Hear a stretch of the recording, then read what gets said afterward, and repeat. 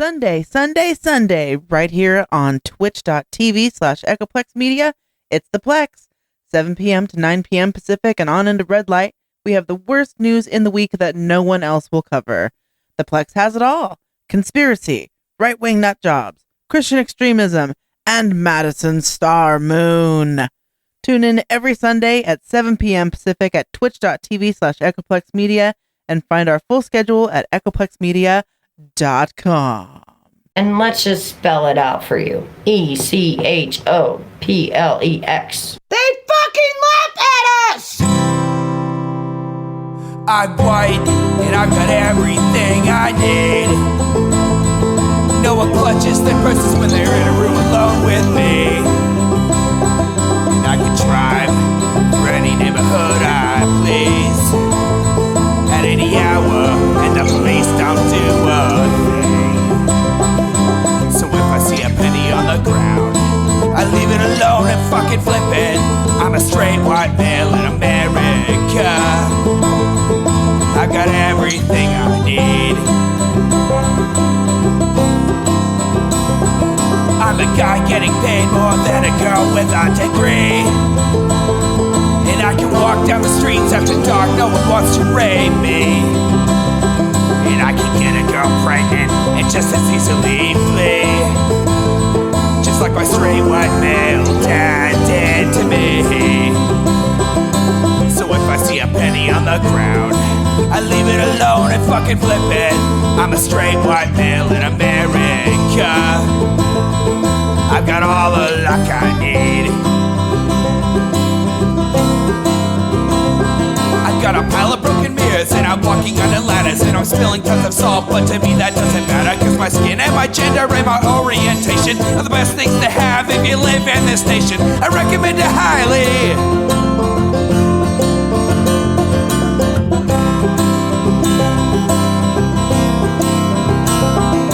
So if I see a penny on the ground, I leave it alone and fucking flip it. I'm a straight white male in America. I've got all the luck I need. Shit's gonna work out for me, cause I'm a straight white male in America. I've got all the luck I need. Hey everybody, welcome to the Intellectual Dollar Tree. We do the show live every Wednesday, rain or shine, because we are indoors, on Twitch at twitch.tv/Echoplex Media.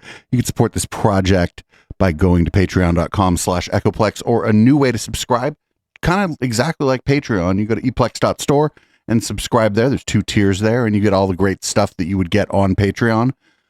Plus, you get a discount in the store if you are a member there. And if you're already a Twitch sub, you get a little bit of a discount on your membership over there. So that's just, I called it a membership. It's just another way to support this project. Also in that swag shop is a bunch of great stuff.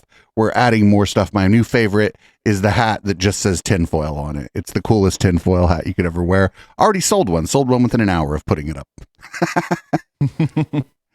You can find me on Grindr. I'm Producer Dave. And I'm HK Perrin. You can find me on Mastodon at hperrin at port87.social. And you can also find me on a really crappy Fediverse website called nesso.social. I built it in 1 month and it's terrible. Don't go on it. Fantastic. Fantastic. Find him there too. It's on GitHub too. You can audit his code. Yep. I built it for a hackathon, so it's not staying up.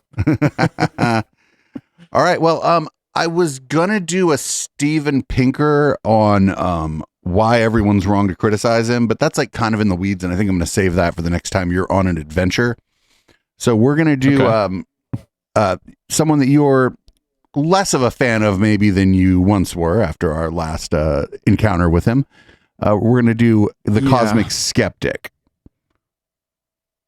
Yeah, he didn't do a great job on that interview we watched. It wasn't terrible, but it wasn't great at all. I would argue not even good. It was just okay. My take so far is that he sees how many views someone like Constantine gets and didn't want to piss him off too much. Possibly, yeah. I mean, you know, and he's young, whatever. Maybe he'll see the stuff as a problem. Here he is with a posh white supremacist Douglas Murray. I mean, if he like if he doesn't basically just call this guy a racist asshole during this, there's no hope, right? Like, because Douglas Murray is like a special case. Yep. Yeah. Oh, sorry, posh gay racist asshole, Douglas Murray. Don't want to leave the identity politics out.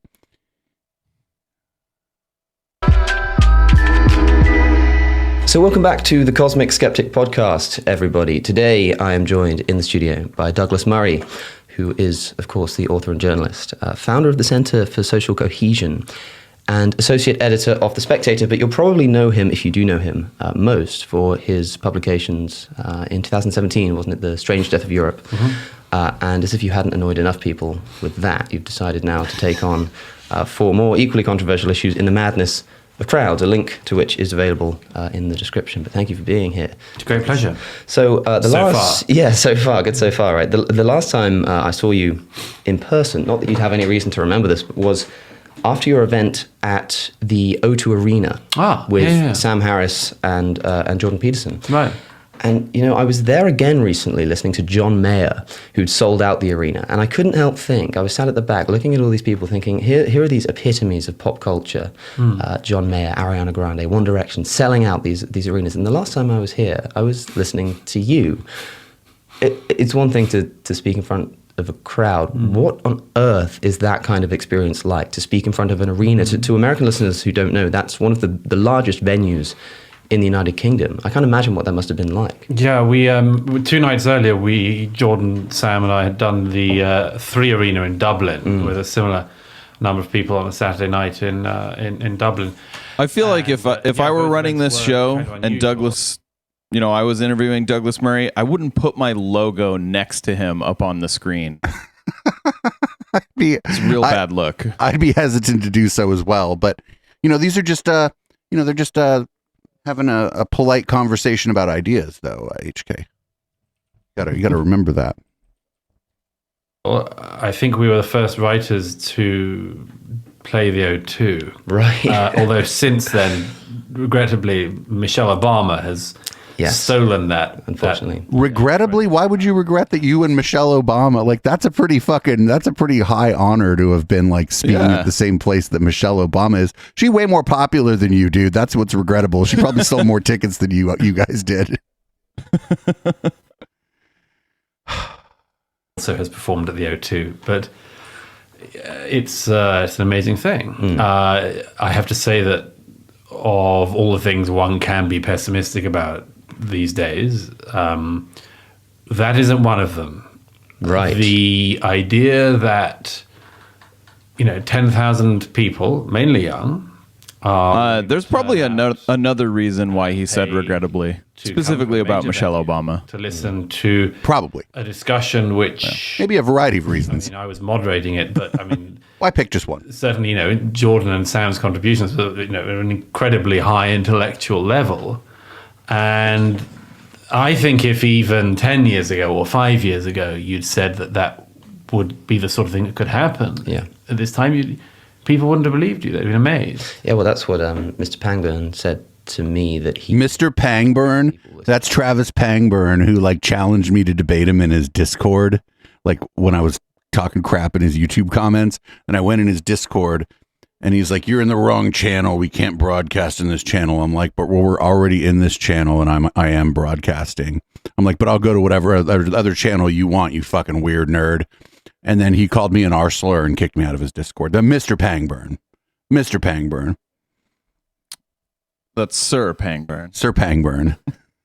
Sir Pangburn of Kicketh Daveth Outeth. Actually laugh in his face when he suggested the idea originally. But right. The thing is, the thesis of your book, in a sense, or at least what it's about, is this kind of the difficulty of holding the kinds of views that someone like Sam Harris, with his criticisms of Islam, someone like Jordan Peterson and his criticisms of postmodernism, and yourself, of course.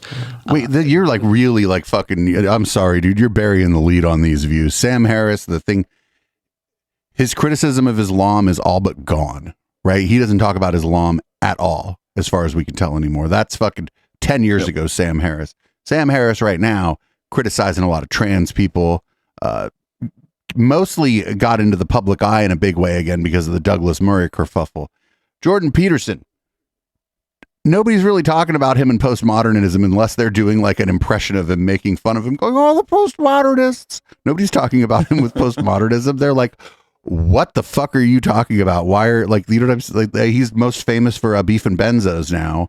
And then what did he say this guy's most famous for? Like, because this guy's just famous for being a fucking white supremacist. Jordan Peterson and his criticisms of postmodernism, and yourself, of course. The difficulty of holding those views in the mainstream. And yet here you are selling out an arena of people who are willing to come and listen. Does I mean, how does that speak to the points of your book if you're able to do something like that? Despite simultaneously claiming that anytime you try to say anything on Twitter, it's like a minefield out there. Well, Twitter and the Probably people just thought he was a different Douglas Murray. I think that what's happening is that there are things that we know to be true, or at least very likely to be true. He's wearing a particularly small watch. Put beyond limits. Exactly by who and in what order you can debate, but that there are a set of issues which kind of distract a lot of people, if not most people, know to be true and yet cannot say or cannot speculate upon in public. I mean, the one I finish, The Madness of Crowds, with the issue of trans is perhaps the most obvious of that, because we keep seeing the effects of the issue of trans being able to have a debate about it, and we keep on seeing the anathematization. I feel like this is a common trope in racists, is they'll think, oh, everyone else thinks like me, they just can't say it. And every once in a while, you know, as a white person, someone will say like something super racist and be like, right? Yeah. You'd be like, nah. Fucking no, bro. You got the wrong guy here. I feel like these kind of guys just love to do that. They love to assume that you are also a racist because you're white.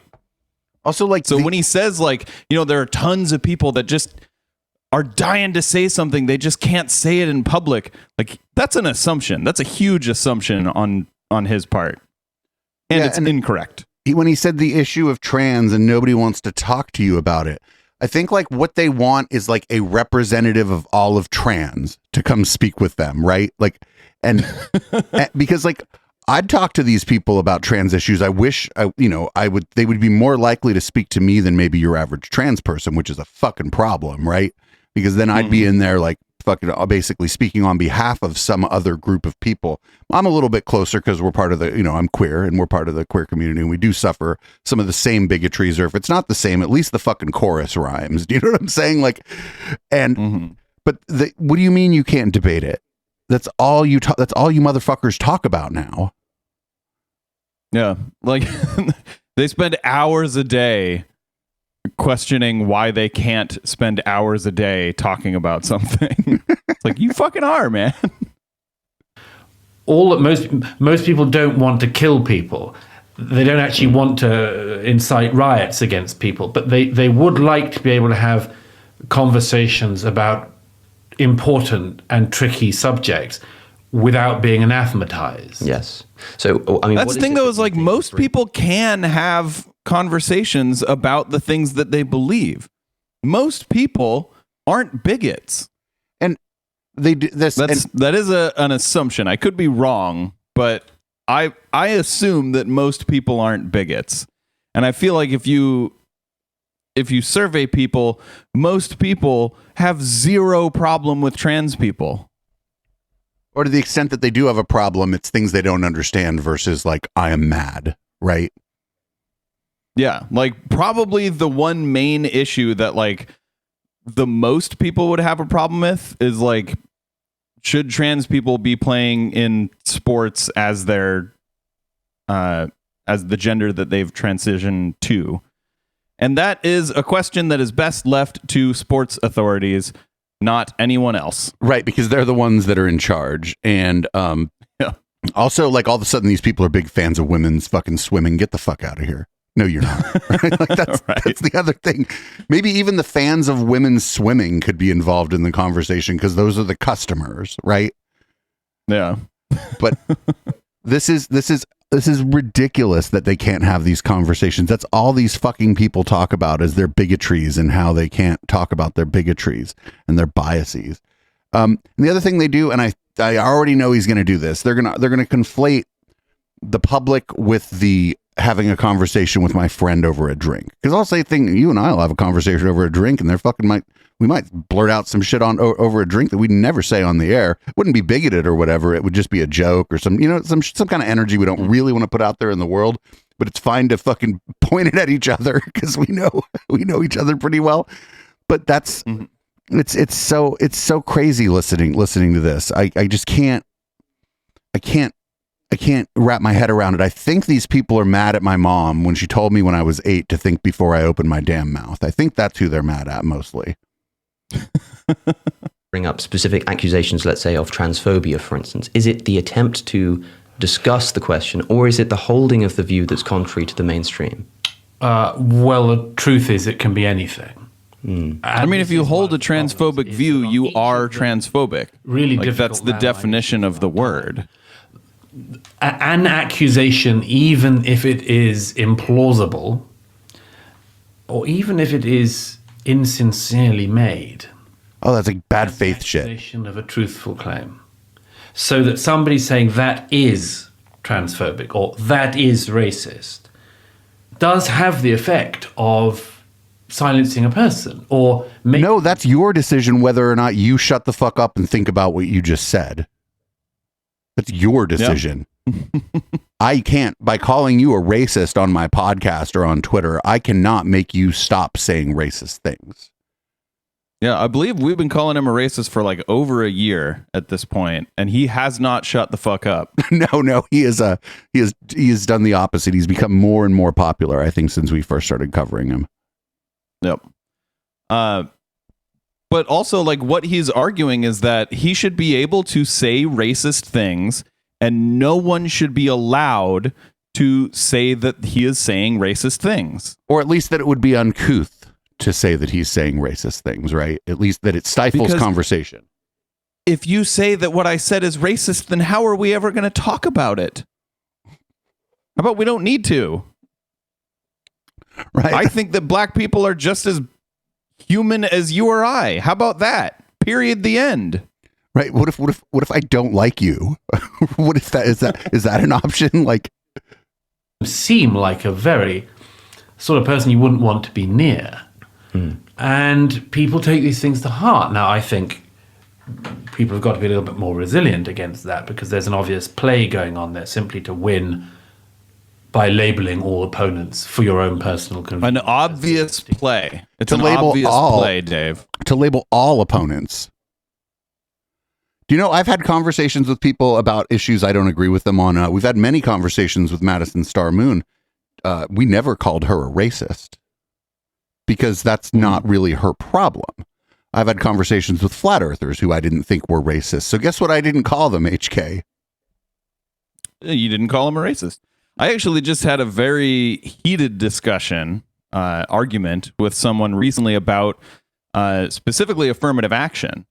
And he said many things that I think are untrue arguments. But I never called him a racist because he didn't come across as like he wasn't saying anything racist. He was respecting minorities in what he said.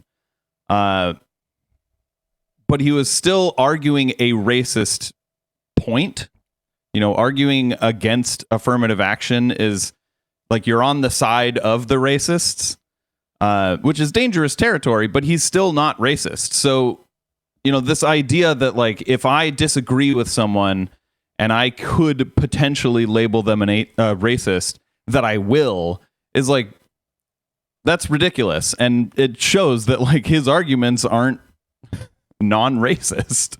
And if everyone's labeling you a racist, guess what? Right. As the media went off and says, maybe the problem's you. Maybe it's you. Yeah. A type of phobe. But the cost to our society of not being able to think about things seems to me to already be evident. I understand. Is there any truth in the claims of the kind of identitarians that you're criticizing in the book? Yeah, of course. I mean, this is the problem, isn't it? Wholly unjustifiable claims are unlikely to get anywhere. The kind of claims that do are ones that start in a reasonable place.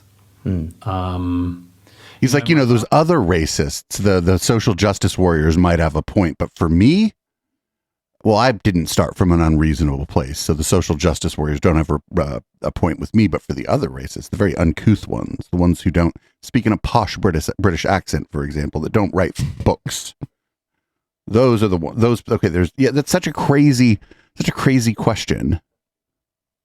Last book, The Strange Death of Europe, I did this with the immigration question, and I knew from writing and talking about that and traveling all around the world to research that, I knew that the problem with the immigration question was not that there's no reasonable case for immigration.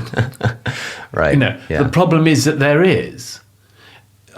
There's a reasonable case for asylum. And millions of people around the world who have reasonable asylum claims. And it's the case, and it's the sense that claim, the legitimate claim, is so strong that it embeds itself so deeply in people that. So he thinks asylum is the only. Like, he didn't say this, but he's implying that I don't think he's asylum even is the implying only. What's that? I don't even think he's implying that. That asylum is the only reason to immigrate? Yeah, I don't think he's implying that at all. I think he just used it as an example. Again, when people come at us for the things we say on this show, when I say us, I mean me. So I'm gonna have to like, I don't think he was implying that. Okay, I got the impression that he was, but maybe I'm wrong.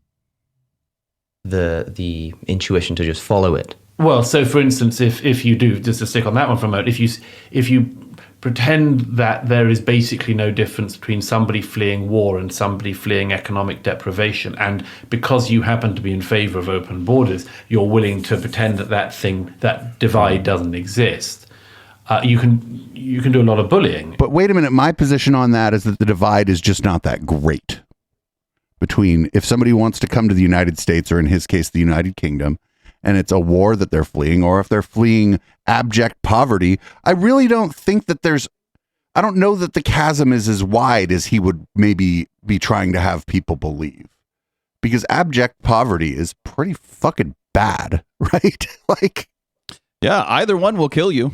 Yes, just in different ways, in different amounts of time. Space of your opponents. So, but as I say, I mean, I spoke to enough migrants and indeed refugees in the years I was researching that book to know that, these things are harder than that. They're harder than any side is often willing to say. Yeah. And as I said at that time, people dream impossible dreams from all directions. But one of the things that came across when I was researching that is exactly one of the things that's also informed my thinking and writing in The Madness of Crowds, which is there are these issues. I do them one by one, as you know. I find it odd that he's talking about his book, The Madness of Crowds, and they opened up the whole thing talking about how great it was. He had like 10 or 12,000 people at an arena. I don't know. Maybe I'm weird. Isn't that a crowd?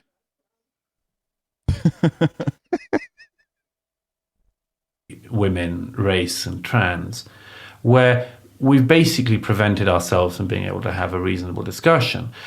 For instance, relations between the sexes. I mean, I know the minute I start talking about this, most people just get very sweaty and worried because there's not much to be gained, they think.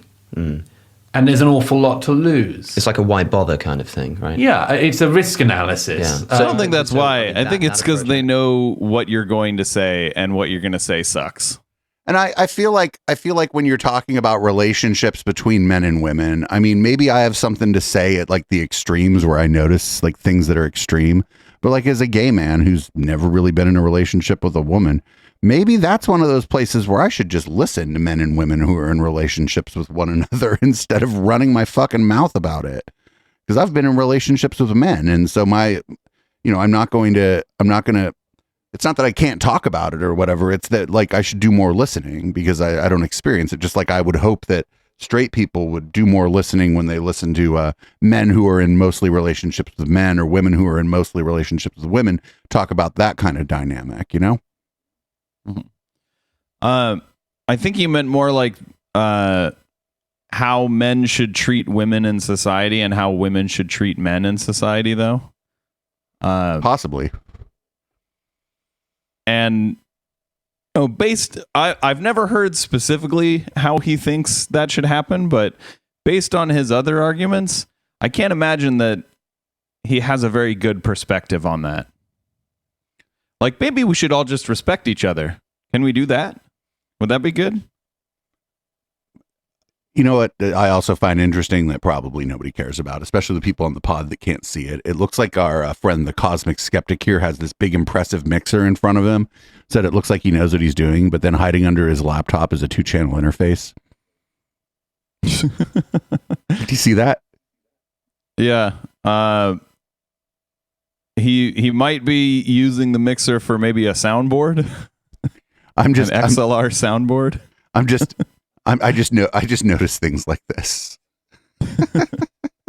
And recognizing that that's an approach that people take implies that maybe there isn't. It's maybe you're interested in what's true. His audio does sound good, though. Particularly many implications, but it seems like you're saying more than that. It seems like you're saying that the reason that you want to talk about these ideas is because they are of crucial importance. Yes. I mean, there are things that they're really skirting around, quote, these ideas, unquote.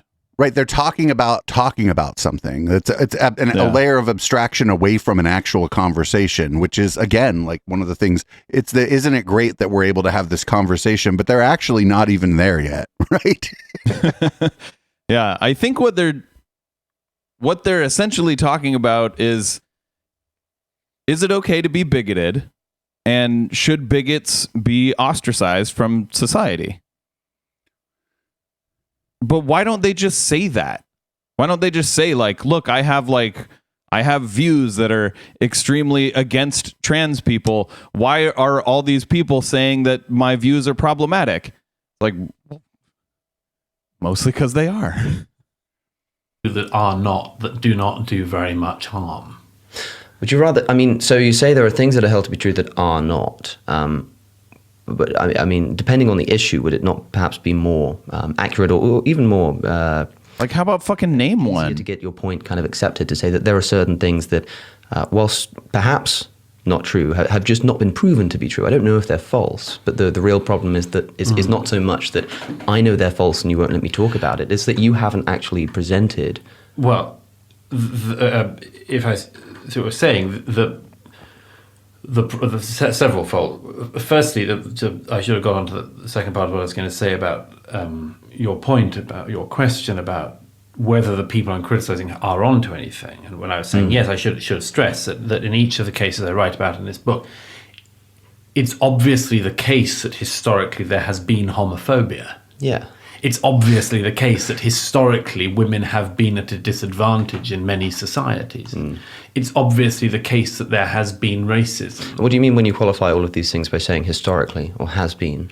That it's worth bearing in mind that the era we're in doesn't come from nowhere, among other things, and that we may be on some kind of...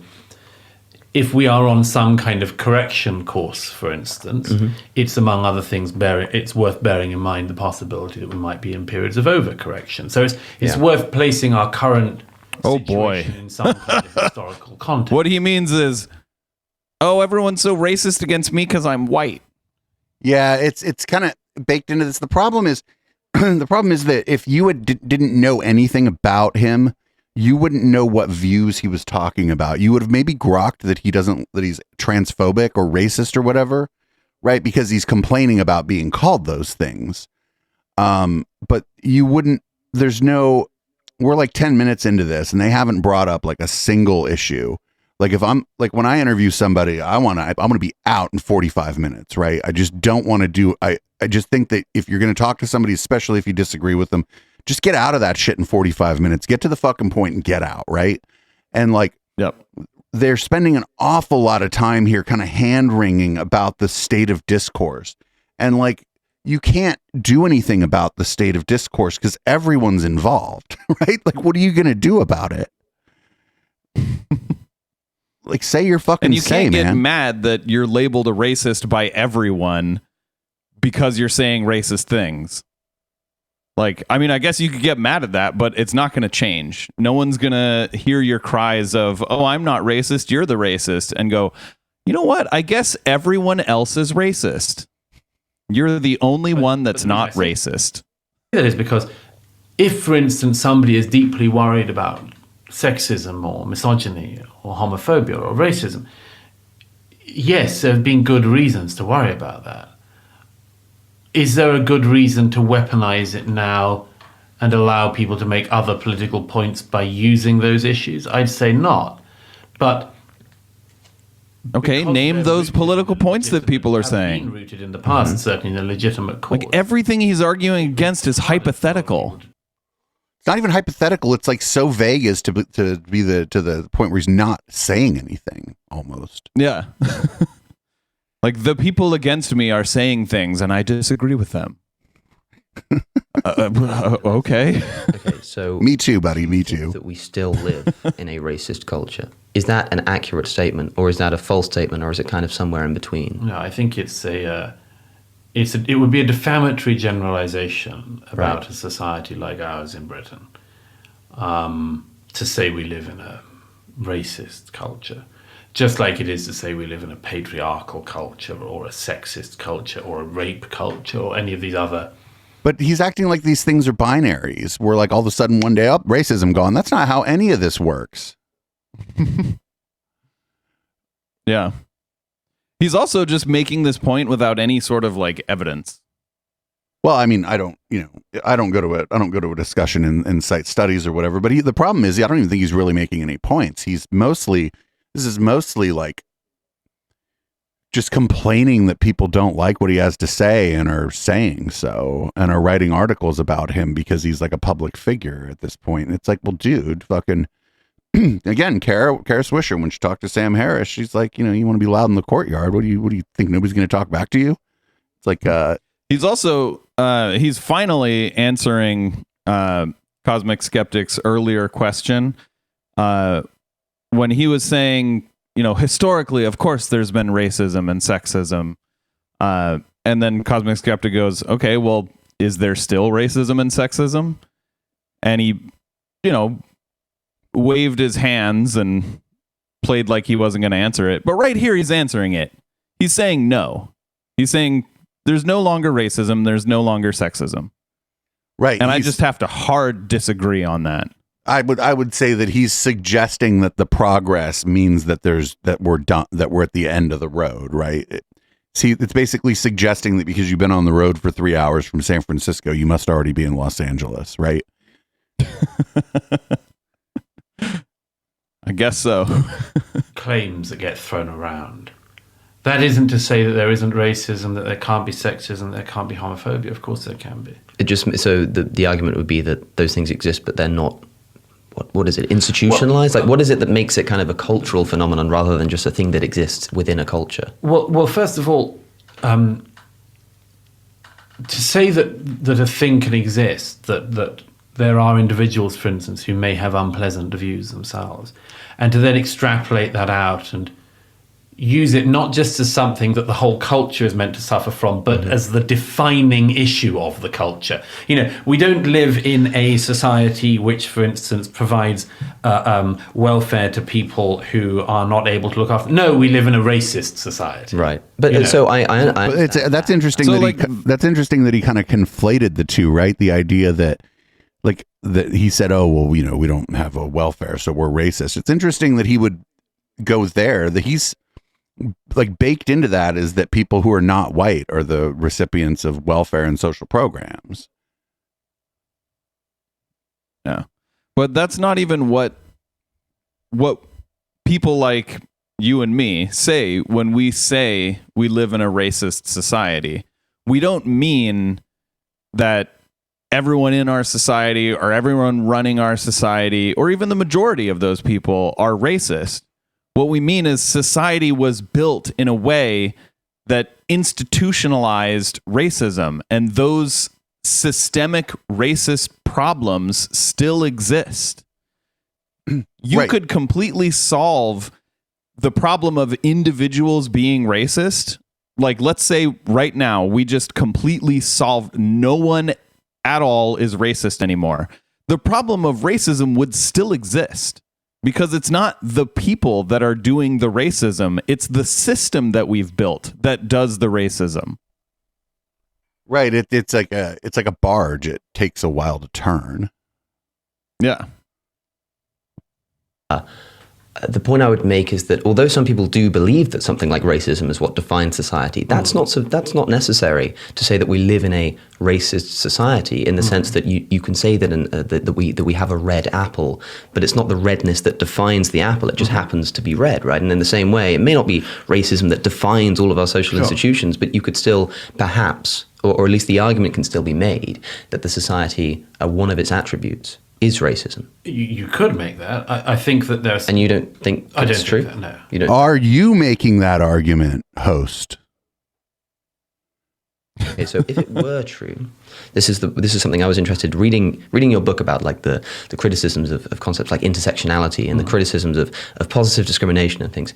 Would you still be as critical and as suspect of these approaches towards society if we did live in a racist society? Well, if we did live in a racist society, then many of the claims that people make would be legitimate, and you'd have to act on them. You'd have to act on them, I'd submit, in a general way as well as on a case-by-case basis. Right. But it is extremely hard, I would submit this day, for any fair-minded person to look at a society like Britain and claim that racism is endemic or sexism and misogyny are endemic. And when somebody interprets an entire society in that way, I think that you then got to start separating out, are you talking about a critic who wants to improve you, or are you talking about somebody looking at you as an enemy? Right. This is such a hostile interpretation of a society. I don't think it can legitimately be being made by people who simply want to make minor improvements in it. Yeah, well, the reason... But that's the thing is some people, like a lot of people want to make non-minor improvements. People want to do things that someone like Doug Murray and maybe the host here would think are drastic. I know some of the things I would like to see happen might be considered drastic by other people, but like, why does it matter? Like, why does it matter that somebody's, this is almost like the good faith, bad faith argument again. Why does it matter if someone's argument, or if somebody's saying, hey, you know, we live in a rape culture, or we live in a misogynistic or sexist or racist society? Why does it matter what their intent is, right? We keep coming back to this.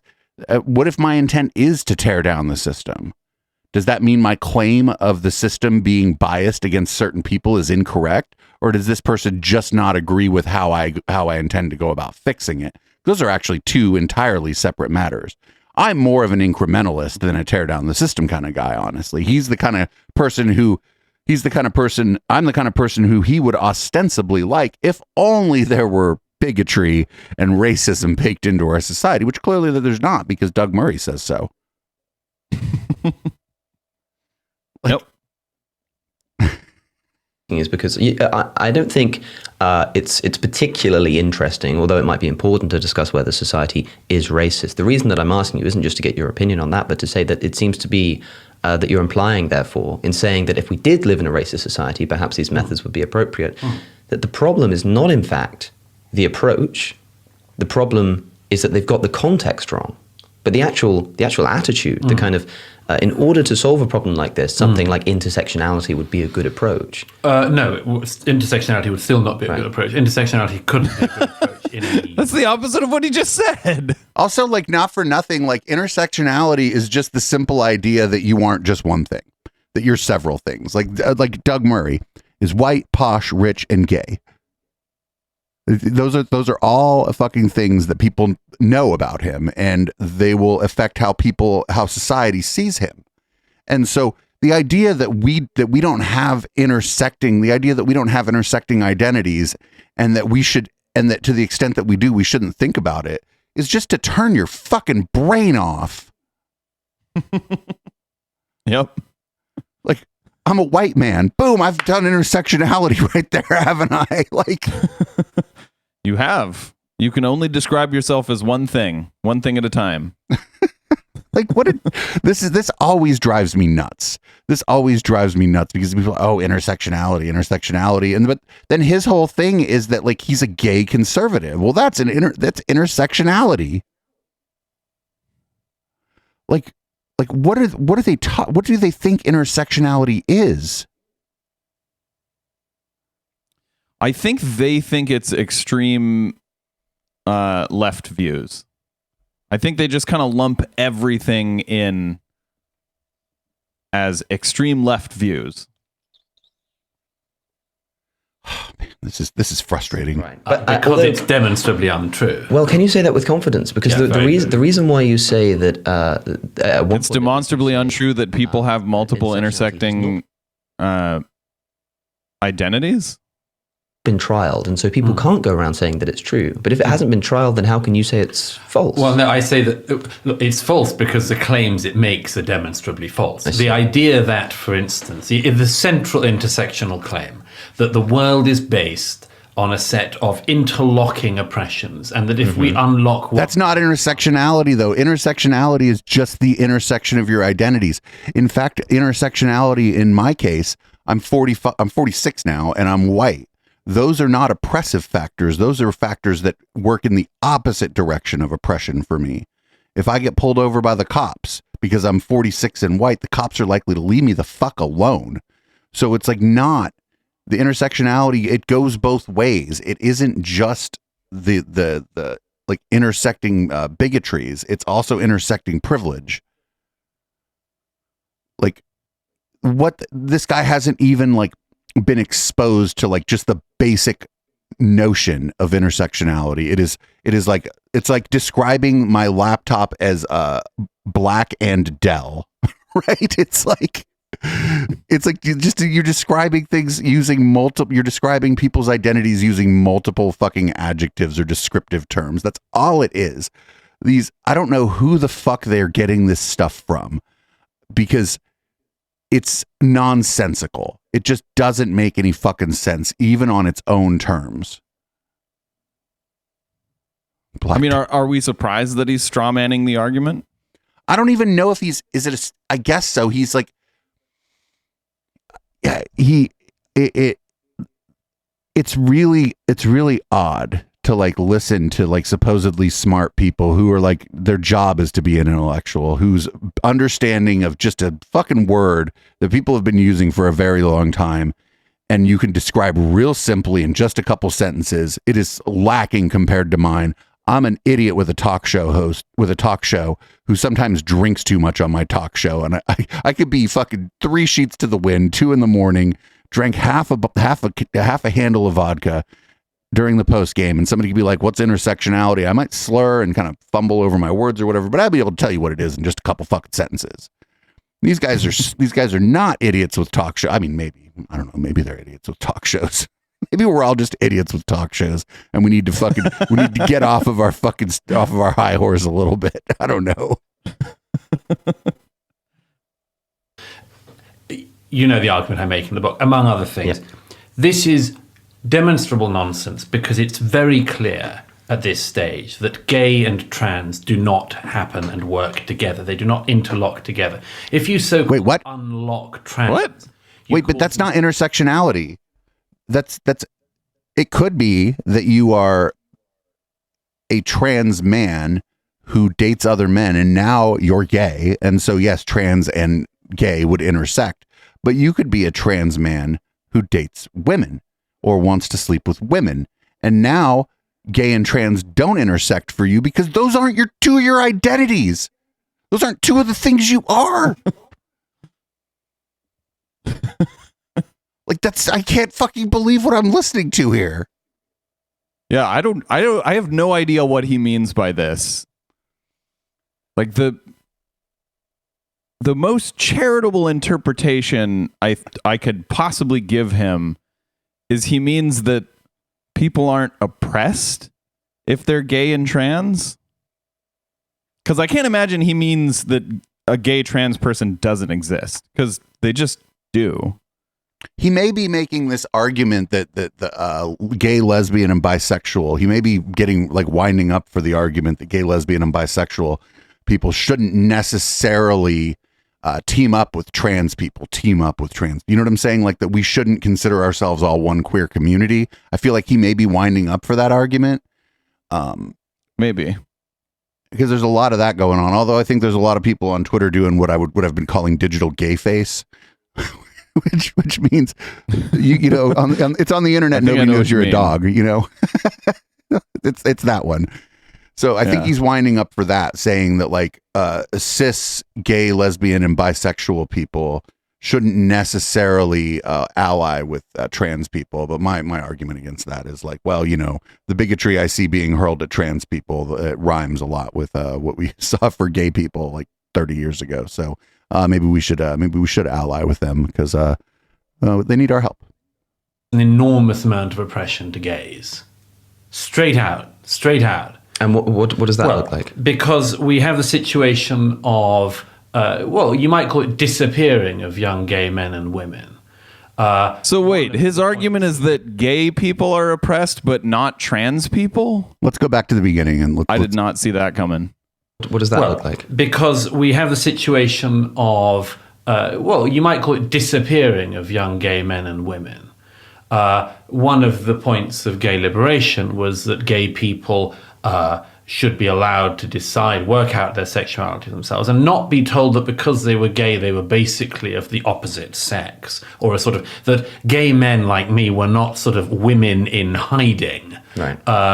And that lesbians say that? are not just actually men, you know, manly women sort of thing. This is a very basic thing. But I don't think the trans activists are saying that. Oh, they are saying that and a lot more. The whole campaign in trans at the moment is to say there are people who we can identify while they are children as being actually in the wrong body when, for instance, it's an effeminate young man. Right. Or a slightly manly girl, what we might have called a. I mean, generally, no. You don't assign trans to a child. The child just tells you, like you have a child who was born in a male's body, and you're raising them, and they're like 5 years old, and they say, "Mom, Dad, how come I'm not a girl?" And you kind of go, "Oh, right. Well, you can be if you want."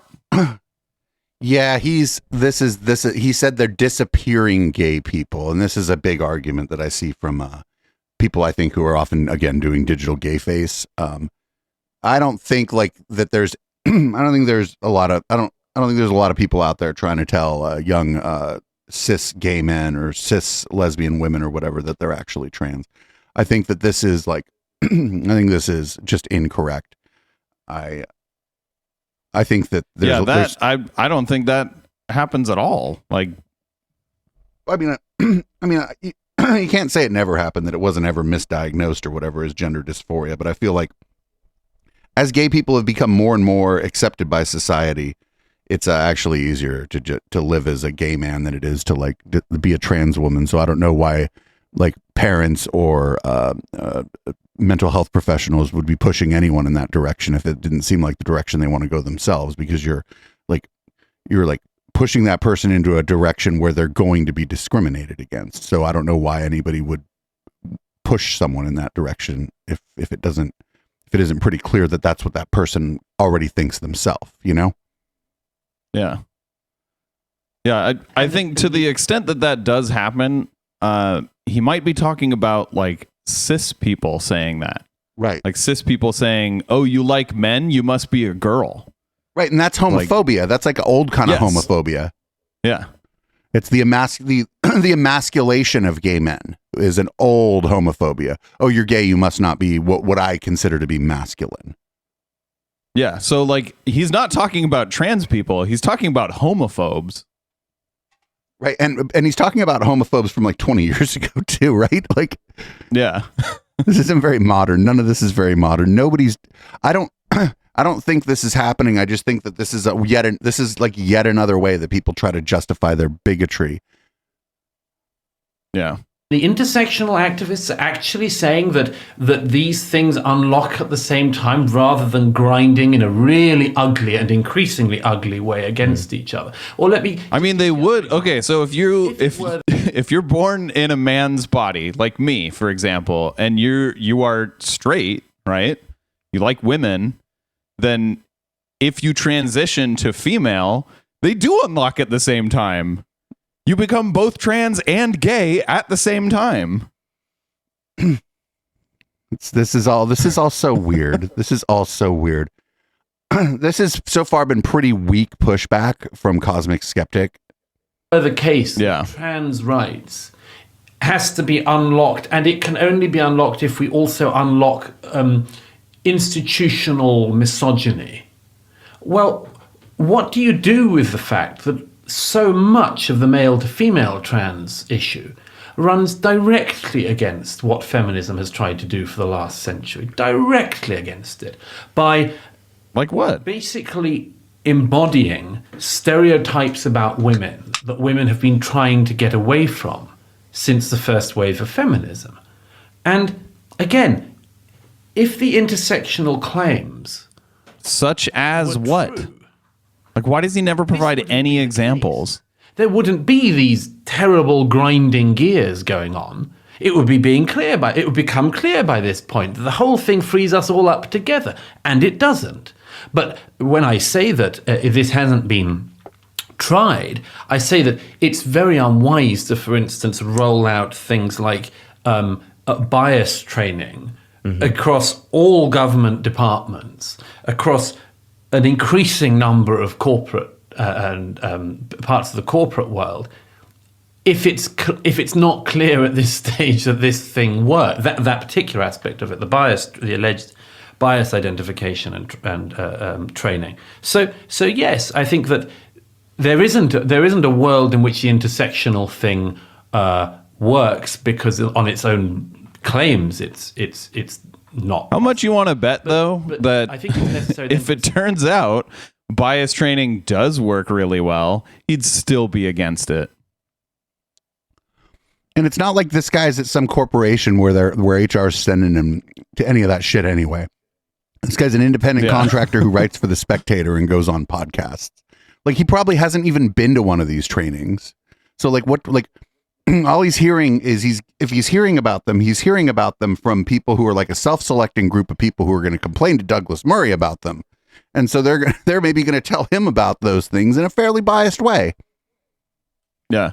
Like, I had zero problem with all of my bias training. I went through, like an online, hour, sometimes 2-hour course once a year when I was at Google, when I was at LinkedIn. Those companies do that. They give you the online bias training seminars.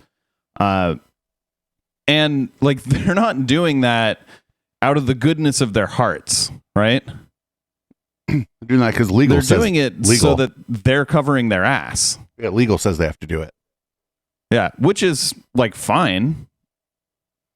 It's good that we have laws that make them do that to cover their ass. I agree with those laws, and I'm fine with the bias training because, to me, it was all, mostly old news. There was some things that I learned in those bias training, but most of the time it was just don't try and be conscious of your own biases, and don't go with your gut on things when you could think it through. Kind of just straightforward advice like that. Out the intersectional bit, which is a specific claim, from other specific rights claims. Notice how he moved on from the claims he was making about trans acceptance erasing cis gay people, and maybe we'll get surprised here, but our host here didn't say shit. Yeah, he's doing so in the other interview, I thought he was just bare minimum fine. In this one so far, he's been well below bare minimum. It is bad. This has been a bad interview so far. I think it would be a shame if, for instance, if there were an element of society that were discovered to be really institutionally racist, if we had to then, instead of addressing that, address it only by going through the logjam of intersectional claims about it. You know, in fact, that would probably be one of the worst ways to solve such a specific issue. And we see quite a lot of that at the moment, where people say, we can only solve this issue if we also solve X, Y, and Z. We hear this quite a lot at the moment within the anti-capitalist movement. You know, we can only address capitalism if we also address, you know, institutional misogyny and racism and et cetera, et cetera. It's such a large panoply of things that. But no. It's that the anti-capitalists tend to be leftists, and they also care. They also will tend to care about sexism, homophobia, and racism because they're leftists. They don't like that shit either. It's not that those people are like, well, we have to solve everything at once. It's like the argument that I think he's trying to like straw man here is that like, in solving these issues, we're going to have positive impacts on other issues that are hurting our society. Like if we have a positive impact, for example, on making capitalism better or whatever, it's going to help with some issues around race and homophobia, just kind of like as a splashover effect, right? And so just because the people who are interested in, critiquing capitalism also happen to think that we live in a racist society, he's like extrapolating a lot from that, like just an awful lot from it, I think. Mm-hmm. And I don't think if you had a solution, to one of these problems, like if you were sitting there with a big old switch and you said, should I turn off the racism in society? No one's going to say, not unless you can also turn off the sexism at the same time. Like no one would say that. Anything to do with each other. I noticed when I was, I went to witness the protests against Steve Bannon's talk at the Oxford Union not that long ago. And I remember there were lots of people there, and you had the typical Oxford against fascism signs, but you also had people carrying around things saying, save the NHS. Yes, of course. As if it's got anything to do with... There's a class of person who wants to protest against everything. That's a perennial. There's never a protest that they can't turn up to with their banner of choice. It's a particular type of psyche, in my view. Most reasonable people who care really only turn up to a protest under serious duress when something very close to their own life is being affected. But a reasonable person does not. So he's arguing against intersectionality, and then he's saying there's people that go to all sorts of these protests. Like, boy, I wonder why. Waiting eagerly to latch on to any. Well, unless they think that those kinds of issues that are so personally affecting and moving are embedded into the culture they're living in. At least you can understand why they might be of that mindset, even if you think it's wrong. If you thought that you lived in a society that was constantly challenging who you are, you'd probably have those picket fences by the door ready to go. Possibly, although we've just seen the phenomenon of Extinction Rebellion, and indeed, it's the demographic of that, from what I saw in London, was people who hadn't had anything big to protest about since 1968, and love the whiff of the fumes of righteousness that they haven't had since then. You think that's what it is? You think part of it? What? Part of it. I mean, there's like a bunch of 80-year-olds out protesting right now. Is that what he's saying? Yeah, that's funny because Extinction Rebellion is a bunch of young people who are willing to take drastic measures that some people think are cringe or whatever to draw attention to the climate crisis. That's what Extinction Rebellion is. They think that the climate crisis is going to cause us to go extinct, and so that's extinction. The second part is the rebellion, and so they are willing to rebel, to push the needle in whatever way they can to forego, prevent, delay what they believe is an extinction that is going to happen. It's a pretty easy thing to understand. I think a more effective solution would be to eat the rich. I mean, just to go back to the thing of like who would be protesting within the areas of the thing I'm writing about in The Madness of Crowds. Yeah. Obviously, there are some people who are deeply sincere in their view of what our society is. Mm-hmm. Largely, I would submit, because they've been told to believe this stuff by adults who are themselves deluded or wrong. But I think it's very sad, but I think it's visibly... This is this thing too. It's the chemtrails people make this argument that, oh, you only believe that because you were told to, but I figured out what's really going on by myself. I hate that kind of argument. It's like, no, I assume that the people who I don't agree with have some agency. I don't know.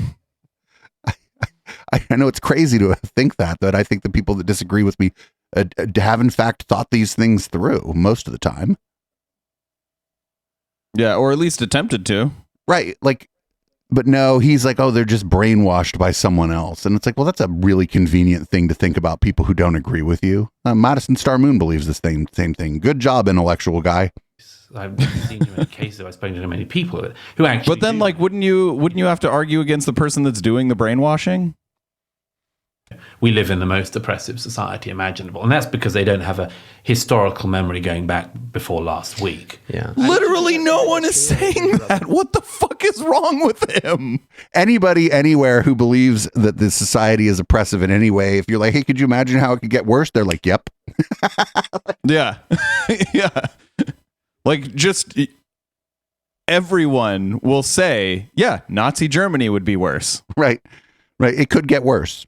That's why we're trying to put the brakes on shit right now. Actually, act like you know. Yeah, exactly. Like, we don't want it to get there again. Been there before. We didn't like it. Before last week. Yeah. Do you think that's true? I hate to interrupt, but do you think it's true that they're saying that it's the most oppressive society imaginable? Well, I mean, that seems a bit of an exaggeration. It's at least that it's exceptionally Yes. unfair. They don't. I mean, one has to almost get anecdotal. How about just name a single person ever who has said that? Just one person. People, if I may say so, sort of your generation, who have adopted the hysterical attitude, and who, when you dig And Dave, I know that you say you like to tell me, oh, I'm sure there's one crazy person on Twitter who said that. This time, I honestly don't even think there's one crazy person on Twitter who has ever said that. No, I don't think so either. If you just, again, anybody, you say, could it get worse? They go, yep, there, you've fucking destroyed this guy's fucking argument. Yep. less reason to be hysterical than any generation in history. Yes. I mean, I was speaking, again, sorry to get anecdotal, but there was a young lady in an audience I was speaking with recently who was confronting me afterwards about it, and she was telling me all of her concerns of her generation. She said, no, there's North Korea, is developing nuclear weapons. I was like, your parents and grandparents grew up under the shadow of total annihilation. Yeah. Okay. Total global nuclear annihilation. Therefore, you're not allowed to worry about it. His father saying to him, we may not wake up in the morning, so make sure you say your prayers tonight. Also, not for nothing, the person he's talking about, it was probably at one of his talks, right, at a university, and this person was probably like 20. Nothing wrong with being 20. Plenty of smart 20-year-olds. But all these anecdotes these people come up with are fucking teenagers who aren't media trained, probably aren't even allowed to hold the fucking mic. They're standing there with security holding the mic at an event where most of the crowd is against them, and they're probably nervous, and they're probably not going to be the most articulate motherfucker in the world because they're not up on stage. They're not a fucking public intellectual. So that's all well and good that like some 20-year-old like was inarticulate and okay. Like that's what I'm like, And also, like, why aren't they allowed to be worried about North Korea having nukes? Like, what? Because people used to be more afraid of nukes. Now we can't be afraid at all of nukes. I wonder when that's interesting. I'd like to draw a parallel here because these people are all freaking out about crime, like a slight uptick in crime in the cities, right? By their logic, my argument should be like, well, I don't know. Have you ever heard of the 90s? Violent crime was at like double the rate it is now in most major cities. So maybe you should just shut the fuck up. You can actually apply that dumb argument to anything, right? If it was ever worse than it is now, then shut up. Yeah. I would say that is not the best argument. I would say you can't extrapolate a trend from one data point. Right. And the trend is on violent crime is downward still. I'm just saying when they say that I mean, my response is something along those lines. I'm like, hey, the trend's been downward since the mid 90s and it's been pretty consistent. The fact that it ticked back up a little bit in some cities, maybe wait a little bit. See what happens. Wait and see. Yeah, if it keeps going up, sure, that's a problem. But if it goes back down, wasn't a problem. What if it like hit like the bottom and it's like bouncing off of the bottom, right? That's the best place to be, right? Bouncing off the bottom. Okay, that was just a normal household at the height of the missile crisis. Yeah. and so yes, there is something of just a terrible lack of historical context about what we're going through at the moment. But one of the things, But even if you have historical context, you can still be worried about modern society. And you can be worried about nuclear proliferation. Like you can be. I'm concerned if more countries, even if the Soviet Union crumbled. Well, guess what? Russia's still there, and they still got a lot of them fucking nukes. So, like, even so, like, you can still be worried about the proliferation of nuclear weapons because these are fucking doomsday devices, and it doesn't matter which country has them, right? Like, it doesn't matter which country has them or how terrified it is reasonable to be of them. They're terrifying weapons of death. Yep. Instant mass death. Yeah. This is a really like astoundingly stupid argument that he's making, that just because something was worse in the past, you can't be upset about the present. Like, that's been how things get better, is people upset about how bad the present is, right? It's not getting better because someone is saying, oh, well, the past was worse and now it's not as bad, therefore I don't know. Like, how would anyone make society better if everyone thought, because it's better now than in the past, we should stop trying to make it better? Just imagine like, well, we used to not have a wagon, so why are you building a car? Yeah. Yeah, exactly. We used to not even have the wrong wheel. With trying to make society better. We used to not even have fire, so why are you building a furnace for your home? Or persuaded that hysterical attitude is the appropriate attitude of a serious person, but rather the people who have cottoned on in the most cynical way imaginable to this whole thing and are at this stage using identity issues as pure political battering ram. But now you're like all over the place, right? He was, this girl that I fucking, or woman, probably a young woman at the university, she was like worried about this nuclear weapon thing. And now I was like, well, there used to be like people were more afraid of nuclear weapons, building bomb shelters, and your parents and grandparents. And now actually I'm mad about identity politics. And it's like, dude, fucking come on, man. Fucking get the fuck out of here. Like, finish a fucking, what is this, Austin Bennett? Well, I think he knows that if he finishes a point, he's going to have to answer a rebuttal to that point. Because, Cosmic Skeptic here has not been good at going back to these ridiculous arguments that he's making. So he's been essentially getting away with making just absolutely moronic statements and not having to back them up. I believe what we're experiencing here is we'll call it a slow rolling Gish Gallop. Mm-hmm. Those are in some ways the ones that are most interesting. Yeah, but before talking about that, I'm interested in this example you give. You say that people historically in the UK have had good reason to be genuinely worried and to be protesting their governments because they lived, and we less than anywhere. Well, because they lived under the threat of total annihilation within their lifetimes. Well, is that not exactly the claim of the Extinction Rebellion protesters, that we live under the threat of total annihilation? And we need to do something. Yeah, they do. Are not their parents also saying, "Listen, this species of ours might be gone sooner than you can do anything about it." Right. That is their attitude. Yeah. Sure. And whether or not you agree with that or think it's wrong, right? You're kind of criticizing the mindset of self-righteousness and not recognizing that we live in a better time than ever in history. But if it is true, surely it makes sense in the same way that it made sense then to worry. It makes sense now to worry too. And in fact, you could say that the environmental crisis, if it's as bad as they're saying it is much worse than the threat of nuclear war, which at least could be abated by governmental action. Well, it isn't worse. I mean, we're not.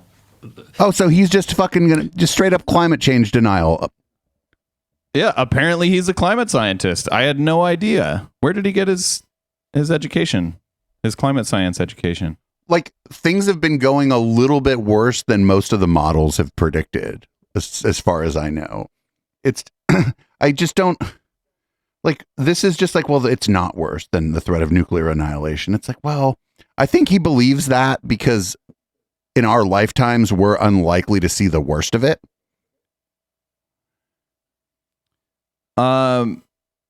Yeah, but my kids, you know, if I have kids in the next few years, those kids definitely will see the worst of it. If not them, then it'll be their kids, right? And once the ball starts rolling and we start having massive amounts of climate refugees because places on the planet become uninhabitable for human beings, you're going to think you've seen the worst of it. You're going to think you're living through the worst of it because you have like really no other perspective on it, right? You're like, what do you mean it's 130 in Libya? What the fuck? Yeah. Oh, no. It's a beautiful sunny day, 78 degrees here in the North Pole. Right. I'm not an expert in climate, but I need an awful lot. Really? Really? You're not an expert in climate, and yet you just made a blanket statement that all of the predictions of real climate scientists who are experts in climate, all of those predictions are just wrong. Or overblown. No evidence I given. think, They're just wrong. I think you would say, here, we'll listen again here. I'm not an expert in climate, but I need an awful lot more persuading from the people who take the Extinction Rebellion view. So check this out, climate scientists. Stop what you're doing. Your job now is to personally convince Douglas Murray that the work you've been doing is valuable and that the peer review of it has been good and that the replication of your work has been valid. Just stop everything you're doing. Doug Murray doesn't agree with you. He just isn't convinced. Also, he's not going to read any of your studies. So you have to personally convince him without him bothering to listen. Right. Immiserating our lives in order to agree to what they say.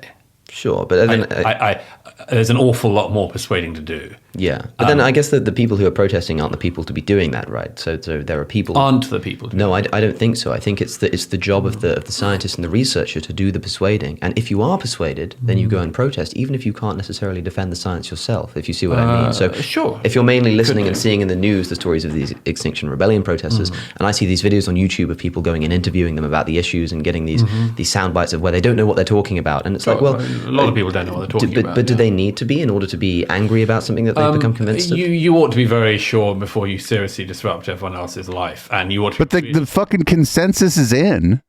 Like, this isn't. We're not at the pre-consensus part. The consensus has been like this since the fucking 70s.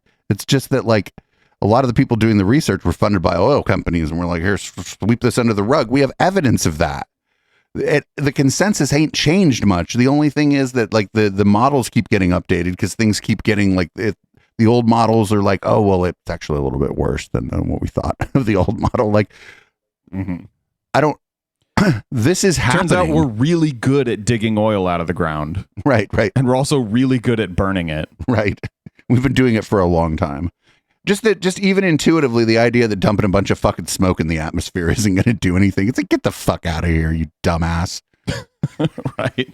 But keep in mind, he said he's not an expert. So we should literally listen to nothing he says in this interview. Baked into this, too, is that we should reject expert consensus because Doug Murray specifically hasn't been convinced by it, which is wild. Yeah. Wouldn't it be great if when someone says, I'm not an expert on climate science, they just shut the fuck up about it? Or said, my best understanding of the expert consensus right now is X. Right? Yeah. Like, we're not experts, so, like, we would love to shut the fuck up about it, but this guy's going off like he knows what he's saying, and we're just here to point out he's not an expert. And the other thing is the experts as individuals will still defer to the expert consensus, which they may be a part of, but they're going to, you know what I'm saying? That they're not like one expert who's out there that knows the whole fucking shit. They like know like one sliver of it, and you put all the little slivers together and you get a fucking pie, and that's the fucking thing. That's like how it works. Like, yeah. Like, how about we listen to panels of experts? Can we just have panels of experts go on like every TV show and talk? You know what? Have you seen the movie Don't Look Up? That's literally what they did in the movie, and everyone was still, they just still let it happen.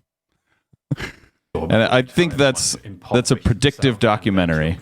Right, and that's forever. That's the same kind of logic as saying, like, you need to be sure that this works before you enroll it in society. It's the same kind of thing. Yeah, being sure that intersectionality works or something. Yeah, before rolling it a out. certain amount of humility in this regard wouldn't be.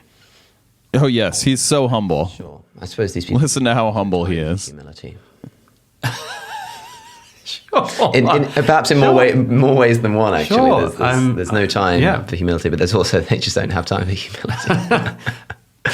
I don't know, but I'm saying I'm just trying to kind of express, like, I wasn't on the street protesting with the Extinction Rebellion, but and yes, it's annoying when you can't get to work in the morning, but at the very least, I can kind of understand that if they've got, because take for instance, like you say, if we lived in a racist society, then protesting against racism would of course make sense, and maybe the reason it would be a silly thing to do in your view is because the racism doesn't exist. It's like, but you can recognize that if it were true, like, those protests would be intense. If we lived in a genuinely racist society, you'd probably be okay with people blocking traffic in order to get that fixed. You might find better ways to address the problem than blocking. Yes, protest is supposed to comfort the comfortable, actually.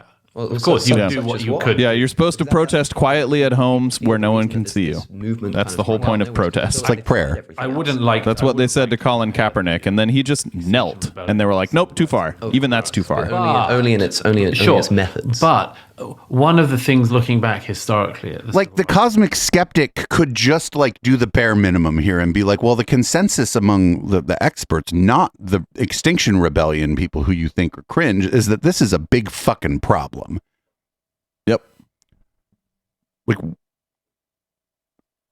I guess not. No. rights movement in America, which it's worth remembering had an awful lot of support from non-black Americans as well. One of the things that's just so striking about it, I compare it with the gay rights movement in America, particularly the March on Washington 30 years later, organized by the LGBT community, and compare it with a rather a downer on the gay version. But the reason I mention it is because what is one of the striking things looking back on the civil rights movement, but the unbelievable moral force of the argument being made. Right. It wasn't, we are going to make you agree with us by disrupting your day, or by shrieking, or by behaving terribly, or by pissing off the entire society until it agrees with us. It was... That's literally how protest is effective. Moral force. You can't resist it. And that was what happened in the end. That was what happened. And if it wasn't done in that manner, would you have less respect for the movement? It wasn't done in that manner. People stood in front of a fucking military or National Guard and were sprayed with a fucking fire hose. And then they got back up and stood right the fuck where they were before. Like, this was a bloody battle. People were killed. This was a violent battle. It's just that it happened in the past, and unfortunately, it's been whitewashed. Like, what the fuck are they talking about? Even given the rightness of its cause. Well, I mean, for instance, there are good causes historically which have been ruined by people doing it the wrong way, for sure. Which one? I mean, for instance, I'm not at all a supporter of Irish nationalism when it seeks to change the territorial integrity of the United Kingdom, but Irish nationalism's cause was very significantly harmed in my own lifetime by the decision of a certain number of people to disappear a woman, a mother of 10 like Jean McConville, from her home, shoot her in the back of her head and disappear her body. It wasn't like, well, this didn't exactly help the Irish nationalist cause in the end. Naturally. So, of course, there are some causes that can be good, which are then wrecked by the behavior and the tactics of their followers. Yeah, but on a kind of less wrecking ball approach to this, you take like the approach of someone like Rosa Parks, or at least the Oh, let's do Rosa Parks. They whitewashed the shit out of Rosa Parks too. Like, get the fuck out of here. Yo, I hope they bring up the suffragettes, because the suffragettes invented the mail bomb. Like, Really? yeah. it's I've read at least that it wasn't as spontaneous as people make it out to be, but the fact that she disrupted people's day, she disobeyed the law, she probably stopped the bus from getting moving for a very long time, and someone might come along and say, listen, I get the whole civil rights thing, but like, you're just going about this wrong, Rosa Parks. Like you're poisoning the movement. You're just pissing everybody off. Come on, go knock on Parliament's door instead. But several things. First of all, I mean, the striking thing about Rosa Parks was the dignity of the protests. I mean, that's what everyone remembers about it. Surely, it's that everybody it reflects still, and were struck at the time by the fact this was such a dignified way of protesting. It was triply hard to. Oh, she was one of the good ones. Oh my God, I can't fucking believe this. I would not be able to sit through this. I couldn't imagine even like a moderate liberal sitting through this shit right here. Yeah. Real bad job on the part of Cosmic Skeptic. I think we're going to go a little longer. This has been extremely disappointing. We're going to go a little longer than we usually do on the pod this week, if that's okay. Yeah. If you were so inclined to oppose. You think so? It's more hard to oppose something like that, even though it exhibits a similar kind. If you're dealing with a certain type of society, and I mean, this is my point: is that arguments with moral force in the right conditions, But to get back to the things that people are claiming at the moment, I mean,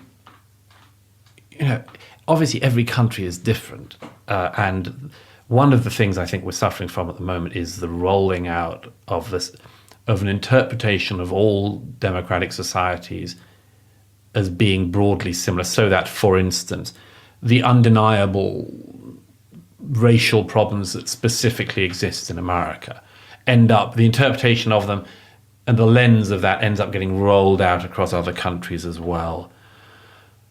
That's one of the phenomena that I think people haven't quite realized at the moment, but which is going on, so that a specific issue... Wait, his argument is that because American society is racist, people are labeling British society as racist?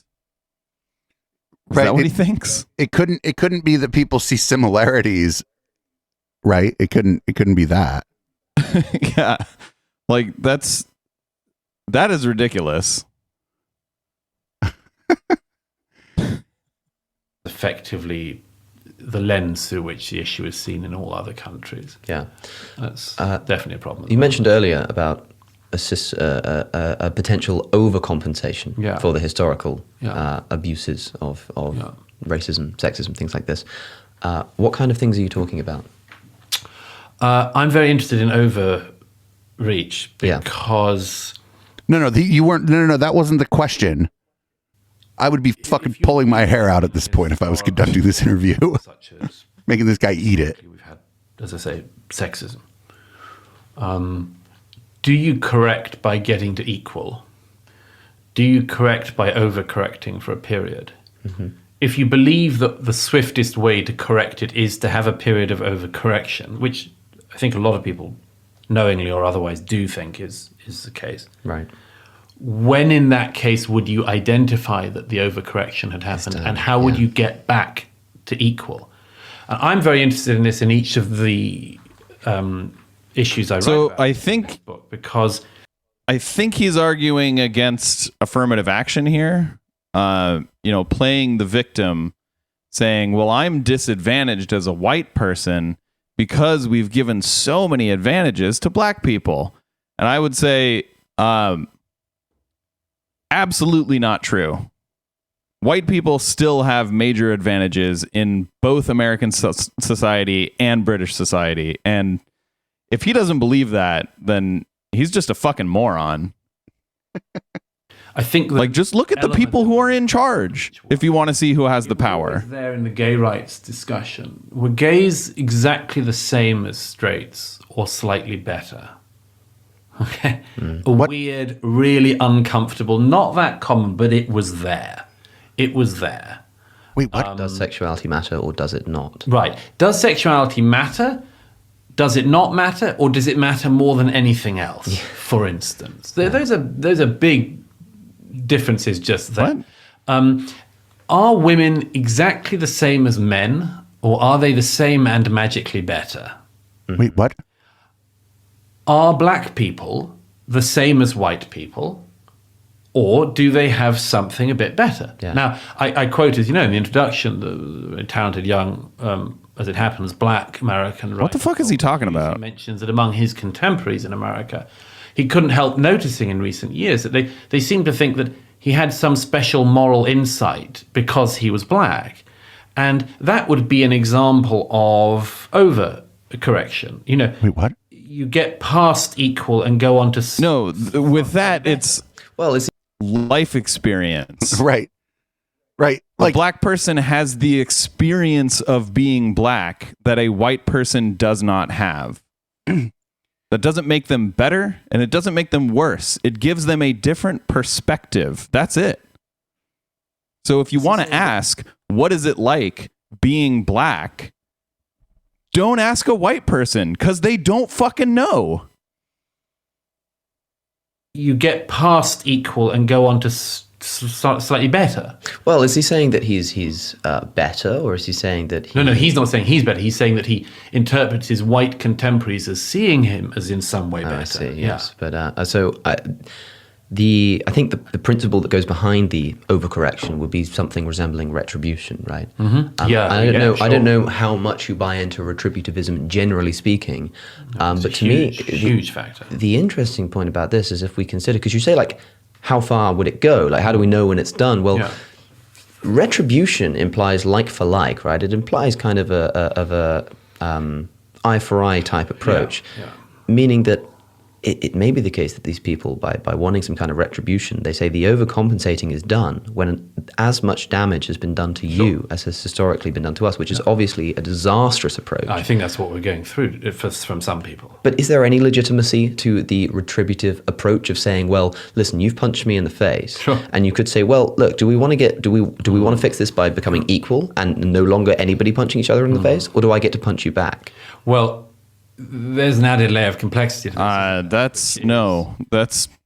That is not correct. It's more like you have caused me to be in a situation that sucks. Not you, but society. The previous society has caused me to be in a situation that sucks. Can the current society help me get out of this situation that was caused by the previous society?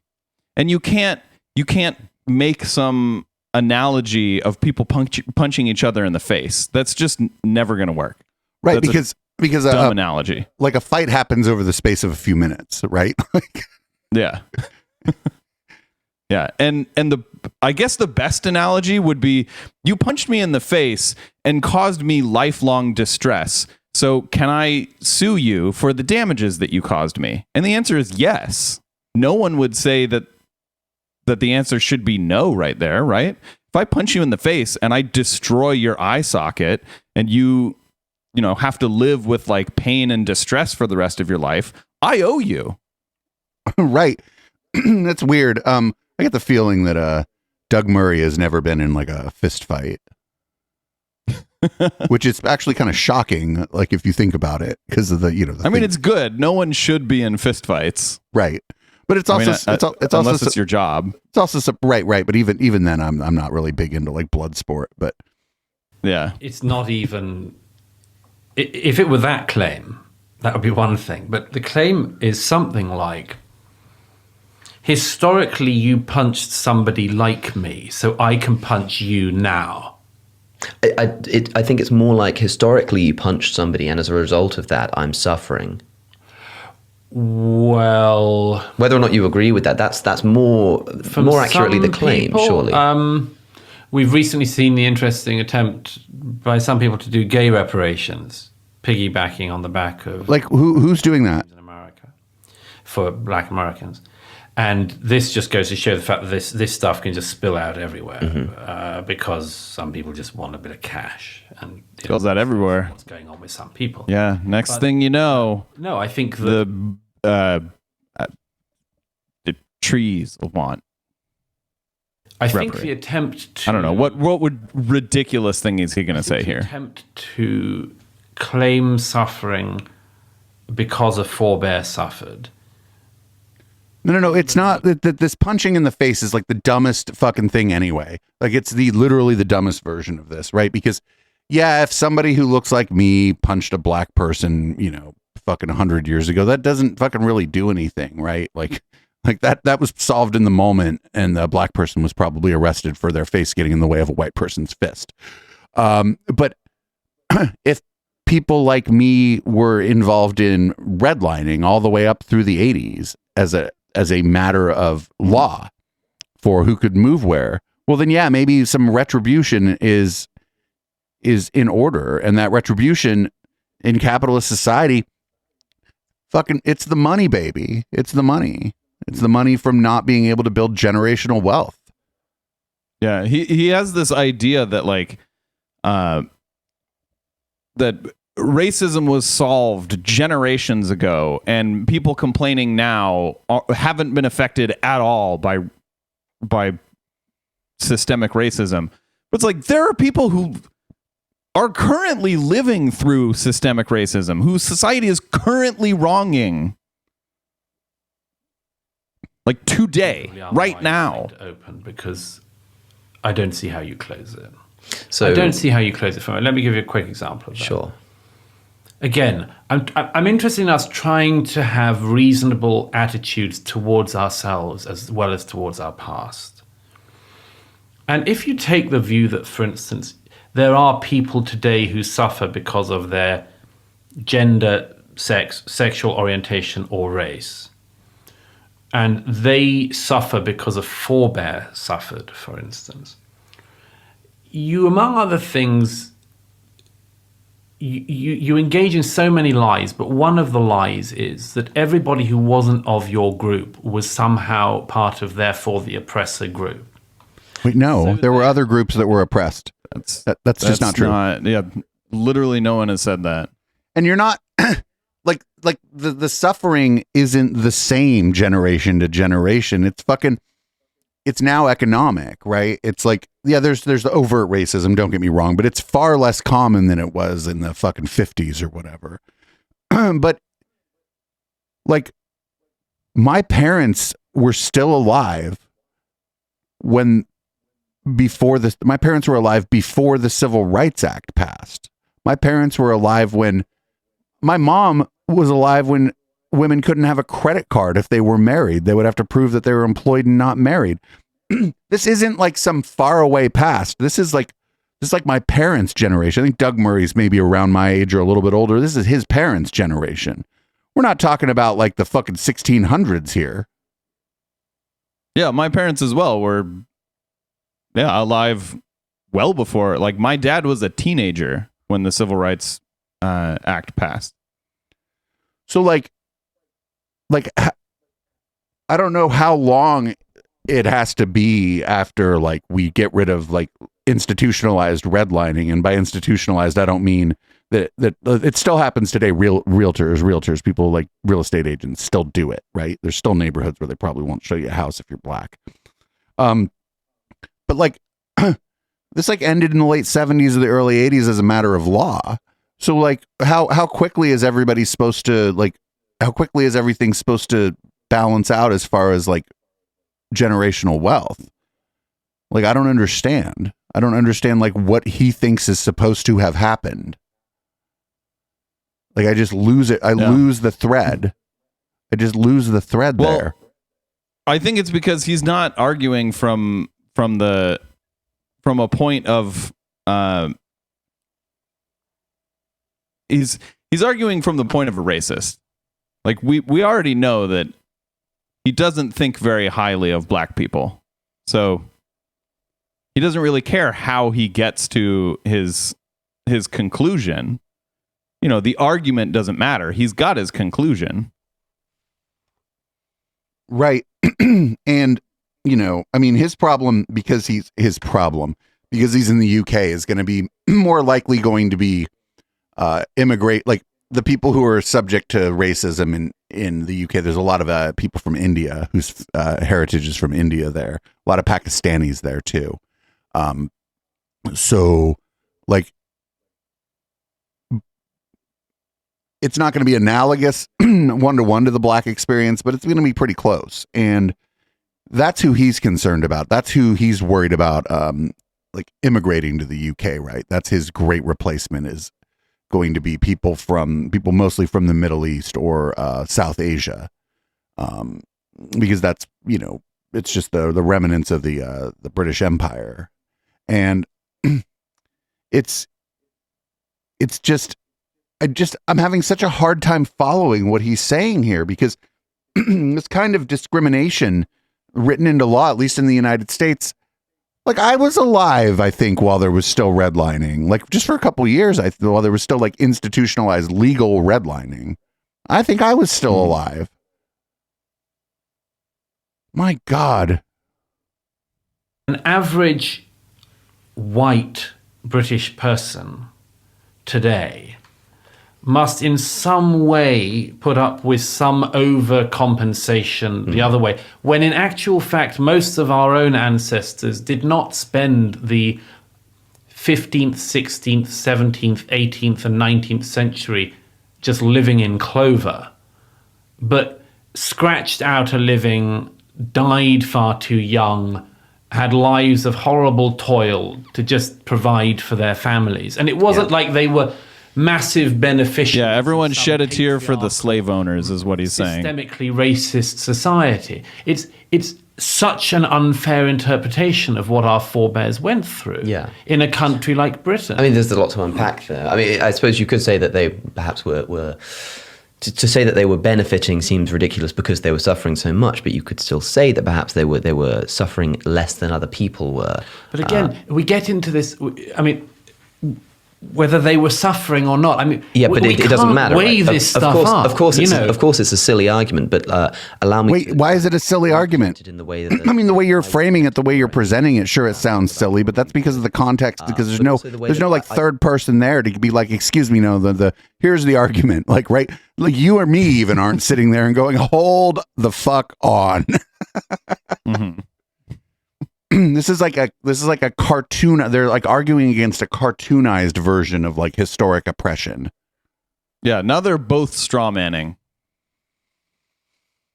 I feel like is perhaps the argument, and people who are putting it the way you're putting it are not fully understanding the point, which is like, it's not that somebody in my ancestry suffered, and because they suffered at the hands of somebody else. If you're a descendant of that somebody else, you deserve the retribution. It's like, well, not only have I suffered as a result of that historical injustice, but you've benefited from it. So it's not by virtue of you being part of the ancestry that caused the harm in the past. It's by virtue of you now benefiting from that, right? That's the argument I hear. How would you respond to that? This is, okay, so there's still an issue with that interpretation here.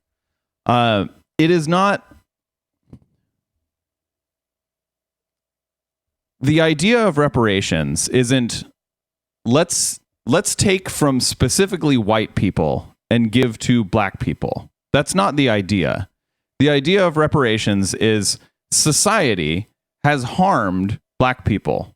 Historically, currently, society has caused black people to suffer.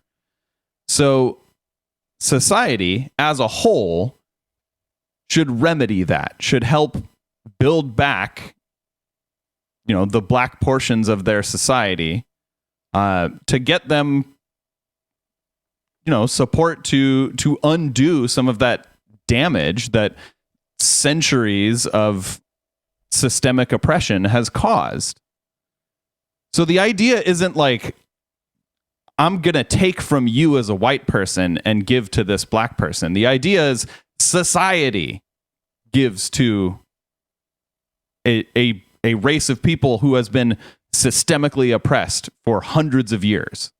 Right, because the argument they're making would kind of assume that because that because I don't have British ancestry, if I showed up in Britain all of a sudden, that I wouldn't have privilege, or I wouldn't benefit from the privilege of white Britons because my ancestors didn't specifically oppress anyone in Britain because they weren't fucking there. Or maybe they were. I was never into that weird genealogy shit. Those people freak me out. But but I would still show up and benefit from whiteness. And people who show up there who aren't white are still going to show up and suffer the historic, like the ramifications of non-whiteness. So it's like isn't about like your ancestors. Do you know what I'm saying? It's it's overly individualized. Mm-hmm. There are so many things. One problem in this whole thing is, like, who's going to do the accounting on this? Like, seriously, who are the accountants? Not you.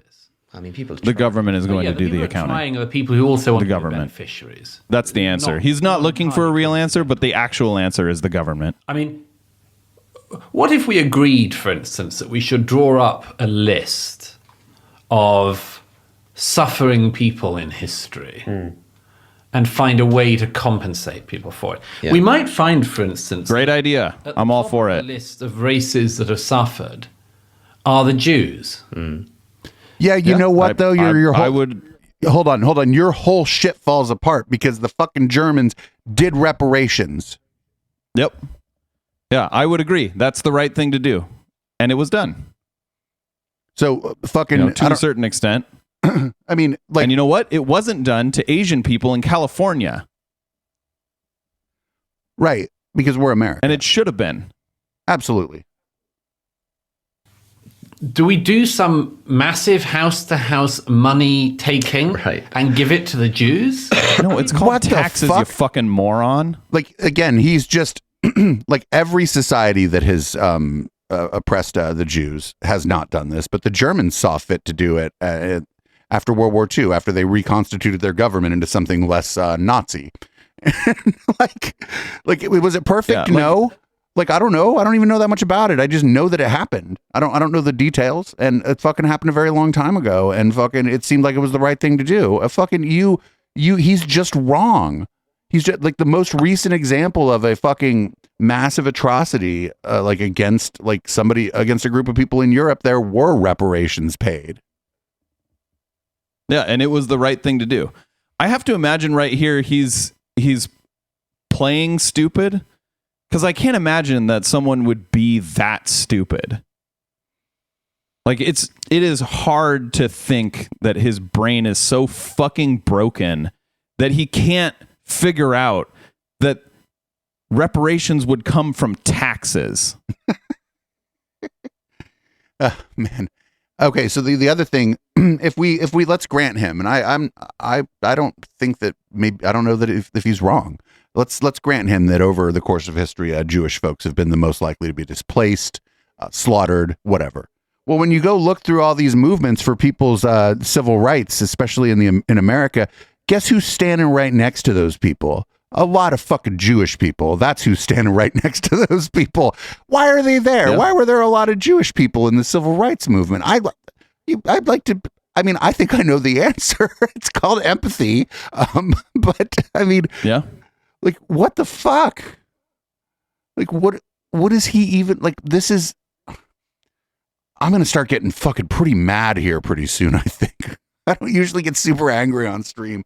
I'm gonna start getting pissed off here. I just, where on earth would this end? You know, Well, presumably it would end after that if we managed to actually account for everything. Because, of course, like... How about...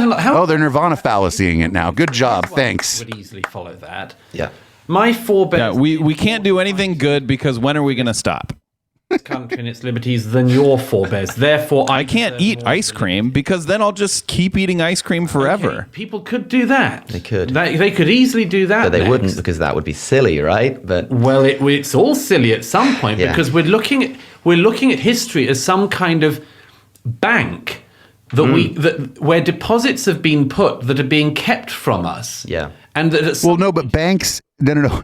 I'm looking at generational wealth as a kind of bank because it operates in much the same way, actually. Yeah, it operates literally like a bank. In fact, I put my some of money that wealth in the beginning.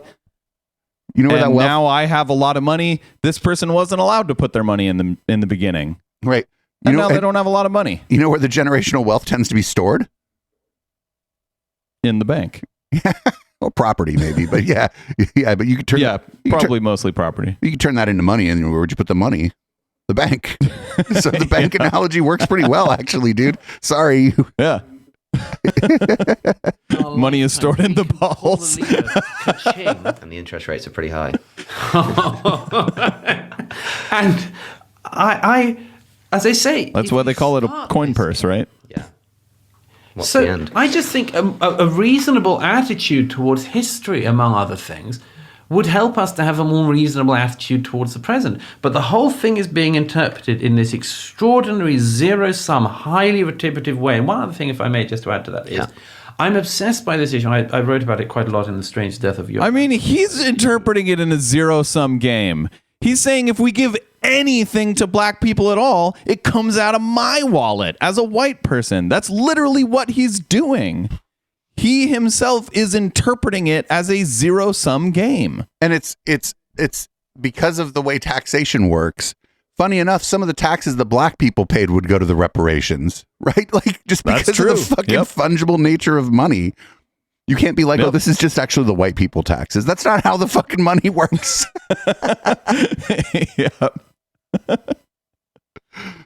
Forgiveness. As you know, I write a chapter about it in The Madness of Crowds. But why we spend no time thinking about the mechanisms of forgiveness, which, as you know, I quote Hannah Arendt on in this book, which is just something fascinating to me. We are living in societies where guilt. He wants to be forgiven for having including white privilege. That's what he's saying. Made to be He's saying overwhelming for no one should take it away. I just want to be forgiven for it. certain groups of people, but we have no thought about what the mechanisms of forgiveness would be. But here's the other problem from that is that one part of forgiveness actually is oftentimes a little bit of comeuppance for the person who is going to be doing the forgiving, money. right? Yeah. Like it's a little easier to forgive. Like if I take your car out, right, and I crash it, well, it's going to be a little easier for you to forgive me after I replaced your car, right? Yep. Yeah, it certainly would. Yeah. If I accidentally set your house on fire somehow, well, it's easier to forgive me for it if I can fucking help you rebuild your house or whatever. Like, come on, man. Yeah. Or let's say, it wasn't even your responsibility. Let's say you have a son and I let your son borrow my car and he crashed it, right? And then you pay for it. It'd be a lot easier for me to forgive your son for it if you paid for it. Oh, that's going the other direction, but I see, because I didn't crash the car, but it's still to some extent still my responsibility. Yep. Oh, okay. We're like way up against it here. We're pushing up against 2 hours. So I think this is as good a place to stop for the pod as any. Yeah, you were absolutely right. That was incredibly frustrating, and I am extremely disappointed in Alex of Cosmic Skeptic. I'm definitely no longer a fan of that guy. I looked it up and I am not subscribed to his YouTube channel, so I don't have to unsubscribe. Yeah, I mean, I just like he's been doing this for a long enough time that we can't really be like, well, he's young and inexperienced, right? Because he's probably been broadcasting longer than I have. Possibly, yeah. I mean, yeah, I am older and I've had more life experience or whatever, and we could grant some stuff because I think he's still under 25, if I'm not mistaken. Yeah, I think he was 24 when we looked it up. But that, like, if that's the case and you're not like really ready to challenge people, maybe don't have people like Douglas Murray on your fucking show. Like, you could just not. Either he's not ready or he's not willing. Right. You could just not have Douglas Murray on. And my guess here is there may be a way in which his numbers started to plateau, right? or even maybe started to go down because like we've said before about like, why did the new atheists all get into this culture war shit? It's like, well, you got to go somewhere from like just doing the same kind of skeptic or the same kind of, oh, Jesus isn't real content. It's been our criticism of new atheism, or at least mine, is that like, well, they couldn't, if they were going to delve into culture war issues, they should have done it like better or maybe not at all. And it's like, maybe it's one of those things where he's like, well, I have to keep growing this if I'm going to continue to do this for a living. And if I want to continue to up my standard of living or whatever. And if I'm going to do that, the fucking route for me as a skeptic is more Douglas Murray, less Matt Dillahunty, right? Like, I think if you're doing that, something's wrong. You should not be feeding your family off platforming white supremacists. Just the end. Right. And like I mentioned that about the recent, I don't want to get into it too much, but the recent thing with the Young Turks, I mentioned it on Sunday, is that maybe they saw their numbers starting to plateau. So they dipped their little toes into the fucking turf pool to see if maybe that fucking would get them some new love and some new subscribers. And I feel like that it requires so few assumptions to think that that's likely what's going on here. This guy has seen like the meteoric rise of some of these kind of IDW and like, sort of racism critical or like SJW critical people. He saw the rise of them. And I think that it just doesn't take a lot of assumptions to think that that's probably what's going on here, even if he's telling himself that something else is going on here. Yeah. Very sad.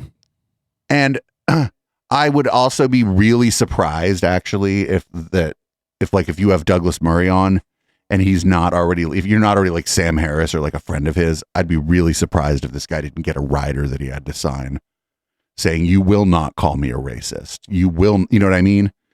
Like, I know Brett Weinstein has a rider, and I'd be willing to bet this guy has a rider that he sends to people and it constrains people. But I just wouldn't sign such a thing. And I don't know that to be the case, but I'm just like, we're just watching. Yeah. And I would say signing something like that is unethical. Right. It's unethical to have someone on who's espousing these kind of views and promise that you won't criticize them. Right. Or that you won't do it in a harsh way, or that you will not engage in like, his would probably say something like, you will not assess my character in a negative way or something like that. Right. That's sort of the language I would assume is in these kinds of things. But I don't know. I don't know for sure. I do know that Brett Weinstein has a rider.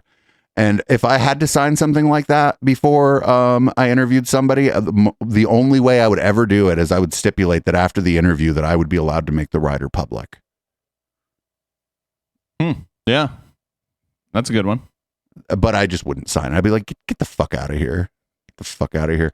This is sad because I hadn't seen a lot of his videos, but my impression of this young man was that he was a fairly nice guy, that he didn't seem racist, that he didn't seem like, it seemed like he was just it seemed like, and maybe it's just like same as me bias or whatever, that I thought maybe he was like a progressive or at least like a center left kind of liberal, and center left liberal in the UK is more like a progressive here generally. And like, you don't have to do this. Doing this is a choice. And this is a bad choice. And yep. I don't know how, I looked in the comments and he was getting, check the comments on this, everybody. He wasn't getting a lot of pushback from his fans. Because that skeptic community, it is what it is. Well, I'm certainly going to comment on it and, let him know what I think. I would not recommend anyone else to do that. Yeah. Well, we can't. But if you, don't ever have a hero, man. Because this guy's pretty young, and he probably wasn't. Oh no, his audience probably trends young too. Now that I think about it, oh no, probably.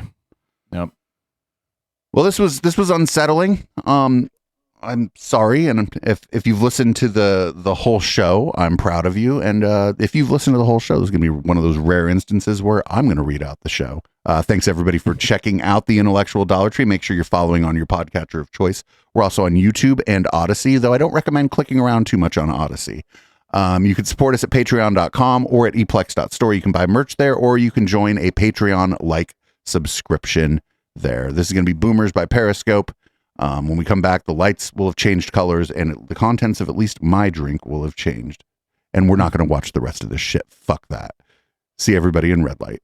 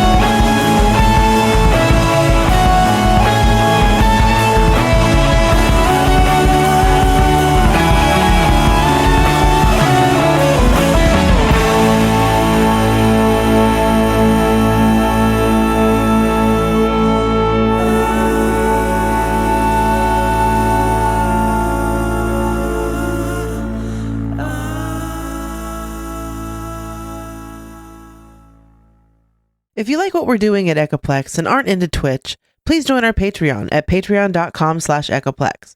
For $5, you can get every show from beginning to end sent to you as an MP3. even the stuff we bleep out because it's too spicy for Twitch. Echoplex would not be where we are today if it wasn't for the community support we receive.